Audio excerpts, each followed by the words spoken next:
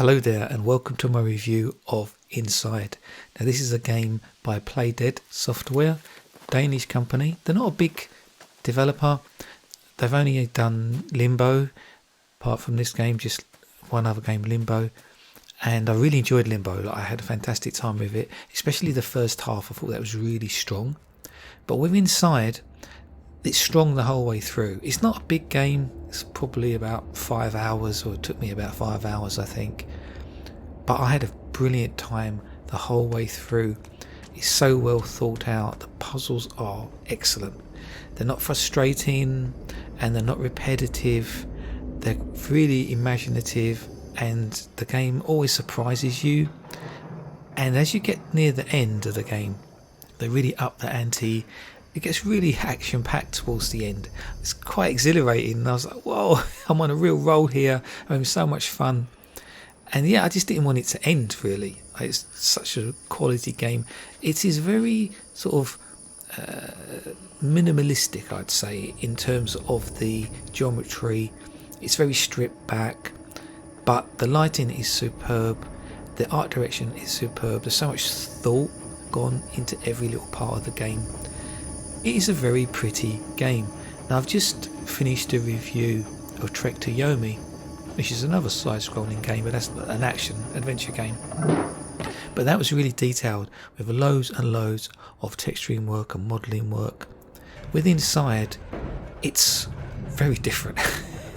It almost looks kind of bland when you first start playing it, and it's got a very muted palette.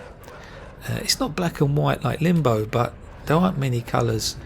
There's more sort of red accents on things, but when you do see colour, when you do see a pool of light, it really does pop.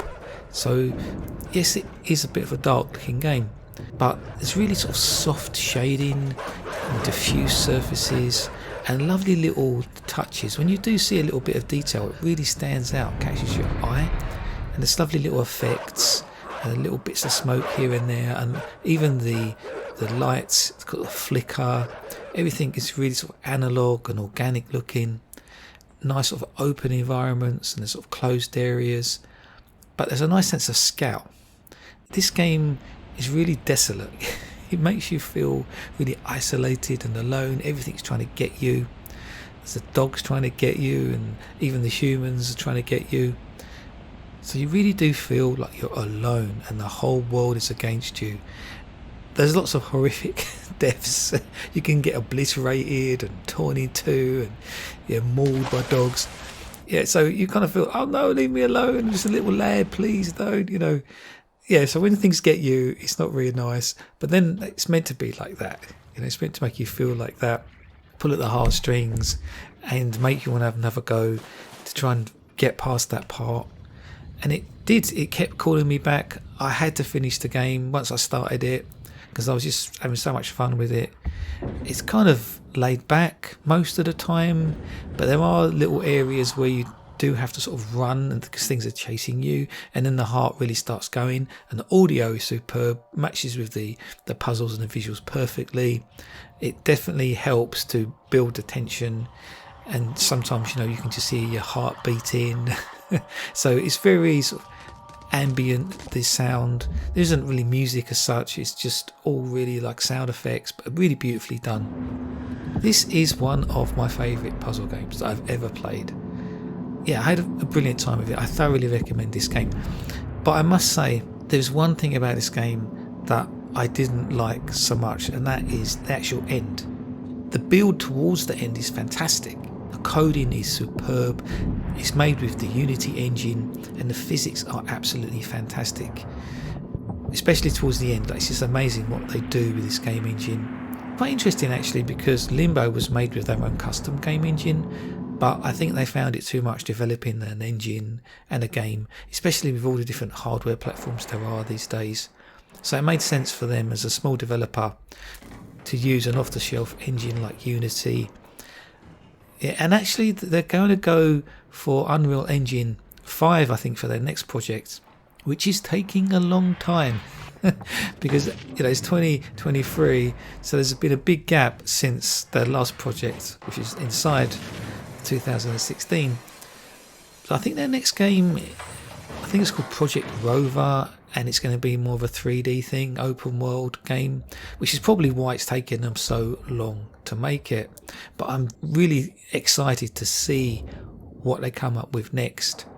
Getting back to what I was saying, yeah, the ending for me, it suddenly a bit abruptly finishes, and you kind of think, is that it? I was trying to press buttons on the controller to get things to happen, thinking this can't be it, and then the credits roll, and I was like, what just happened?